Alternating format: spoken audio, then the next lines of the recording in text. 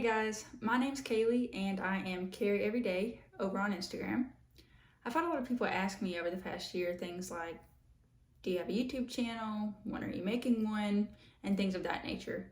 And I've always kind of been interested in making a few videos for it about EDC and EDC content, but I never really felt like I had time up until now. So here's my first video, and I figured for it, I could show you guys my Blade Show 2022 haul. I've had a lot of people ask me, how many knives did you get? How was the show? And yes, the show's in June. I'm a little late, but I figure now is better a time than ever. So I knew about 6 months in advance that I was going to go to Blade Show. So at the time I was travel nursing and I had a staff job. So I had 2 jobs and I was working quite a bit, just focused on making some money. And so every paycheck I put a little bit towards Blade Show. So I saved up for about 6 months for Blade Show, because if you're anything like me, you get a little crazy when you see all these knives. So I did get a pretty good amount of things, and I was really happy with my experience overall at Blade Show. I will say Atlanta Blade Show is massive. I had friends tell me that, that had been prior. It's huge, but nothing could have prepared me for how many booths was in that big room. I still didn't see everything I wanted to see. I had made a list of all the booths I wanted to see, and I saw probably like 75% of them. I still don't even know where some of the booths were. So just keep that in mind if you're going, in 2023 and you've never been before. So I will say I did look up some Blade Show etiquette videos before I went. Always make sure that when you go up to a booth, you want to ask, hey, is this blade for sale? Can I handle it? Most of the time they'll say yes, but it's just that simple gesture that shows, some decency and respect for their work. The first day I got there and I had just regular passes. I didn't get, any of the fancy early bird, exhibitor, none of those passes. I kind of just wanted to go and just see what it was like, it being my first Blade Show. So upon entry, I got to the small room first, and this was one of the first things I saw. I've seen his Instagram post for a while, and I've always wanted one. They sell out literally in seconds, maybe minutes, depending on the drop. But I was able to get this guy. All tie, anode, and it's mini. And I like the color scheme. So this was my first Blade Show buy. And then I headed over to Nice Guy Machine Company, and I got a plain Jane pry bar with an ultim bead. And of course he was super nice and personable in person. I didn't expect anything less from chatting with him via Instagram. Super stand-up guy. And why not go ahead and just jump straight into it, and I'll show you my most expensive buy from Blade Show. Ta-da! I was able to get a Rosie. I do see the hype. It's a really simple but elegant knife. It's got good action, snappy detent, slicey blade, ergonomic, good jimping. I mean, it's just all there. Since I only had regular passes, I did have to get a friend's help. He had an exhibitor pass. Marty, shout out, thank you. And he had already gotten the areas he wanted on the first day. So on the second day, I just said, hey, if you are able to get one for me, awesome. If not, okay. So he was able to get one, and he wouldn't tell me until I made it there the second day. He made me come find him, but he pulled this out, and I was super happy that he was able to get one for me.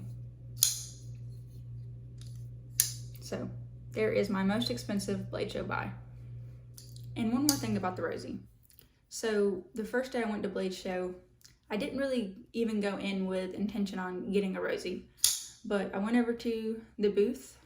The guys were super cool, super nice, and I held the display in hand, and I was like, yeah, I gotta shoot for one of these because of the size. I have relatively small hands. I would probably wear a small, medium in women's, and if I had to wear a men's, definitely a small. So just FYI. But this just fits my hand like a glove. And I know that a lot of people with bigger hands feel the same way about it. There's just something about the ergos of this knife. I also had wanted a Protec runt for a while, but I just never really could decide on a configuration I wanted. And I am glad that I waited, because they had this Blade Show special. It's got the fish scales, but I really call them dragon scales. Anything dragon scale or the fish scale pattern I love, with the mother of pearl button, stonewashed 20 CV blade, and it fires. It has some kick. Good size, and yeah, really like this. Super happy I was able to get it, and they actually had most things discounted at the booth at Blade Show, which was awesome, because you know, you get a little perk for going and buying it in person. Then I got YARA. So sure, it's not a crazy insane knife, but I had wanted this knife for a long time, and every time I'd get an email saying that it was back in stock, it was sold out by the time I made it to the site. So nice blade, ergonomic, good action, and a cool buy. I also was able to get Bradford Guardian 3 while I was there. I went with the mirrored blade. I thought it looked super good against the purple and black G10. And the people at the booth were super nice, super personable. I actually remember the person that helped me, his name was Ron. You know, we chatted for at least 20 minutes before I even bought the knife. So it's always nice when the customer service is there right up front to your face. Really helps you just support a company like that. So 2 thumbs up. And while we're on the fixed blades train, check this out. Fixed blade Iron Wolf from Berg Blades with Kydex sheath. And Matt was very proud that the colors in the handle matched up with the Kydex. And I have to say, I'm proud to have this knife because of that as well. I actually saw him posting Instagram stories of this knife before Blade Show. And I remember commenting and being like, I really like that. And he was like, Blade Show. So of course, when I saw him at the booth and saw this, I had to go with it. I almost got the Flipper Iron Wolf, but something about a custom fixed blade was just calling to me. It's actually really good weight.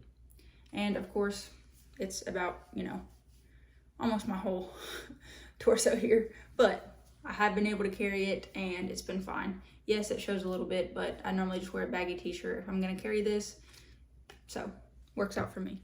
Now, this was a knife I actually got just by stumbling upon a booth on accident, like just by chance. I was just walking through the front room, saw this booth. I had seen this knife on Instagram and it had really piqued my interest, but I just never really looked into it. So this is the EMP EDC Nimble. This one particularly was modded by Knife Modders. So yeah, super fidgety thing. This is actually the knife that cut me at Blade Show. Luckily it didn't happen in the building, but when I got back to my hotel, after I was just sitting there fidgeting with this, it ended up slicing my thumb a little bit. So, you know, what's Blade Show without getting cut a little bit, right? But super fidgety, super nice knife. I was finally able to get a Raptor as well. This is the Bryan Brown Knives Raptor. I'd seen these a lot on the secondary, but never pulled the trigger. And I ended up getting this one that was modded by Fanatic Edge. You see you have your black handle, satin blade with almost a blurple ano on the pivot collars and hardware.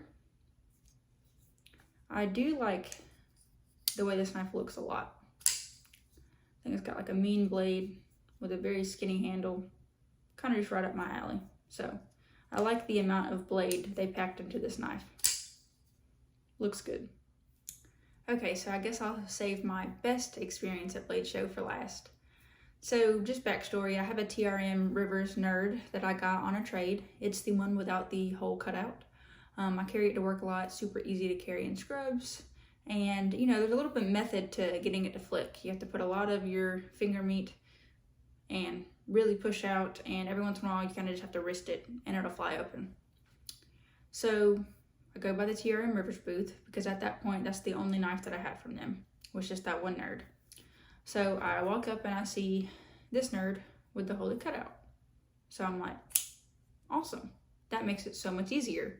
And, you know, I'm just sitting there kind of, you know, just flicking it constantly, like, whoa, you know. And the guy at the booth was just like, keep doing that. And I was like, what, you know? And I just kept flicking it. And he was like, that's awesome, because so many people have come up today and picked it up and they couldn't get it to flick out. And I kind of just explained that I, you know, it's probably because I already have one and I kind of just know the motion. And we talked a little bit about how I carry it to work and just kind of chatted with him and her for a good little while. Well, anyways, I ended up picking up this TRM Rivers Atom.